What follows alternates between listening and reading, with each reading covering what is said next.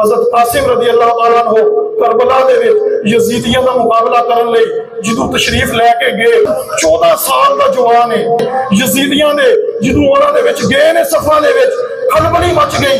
19 यजीदियां नूं वासले जहन्नम करके वापस आए ने। पता नहीं किथों आ गया। हाय हाय हाय हाय। सुनाओ तमामी अपने बच्चों को किस्सा हैबर का, दास्तां अली की सुन के दिलों से डर निकलता है। वाकई करबला वे बहादुरी का ना है। हजरत कासिम रजी अल्लाह तआला अन्हु डरे नहीं।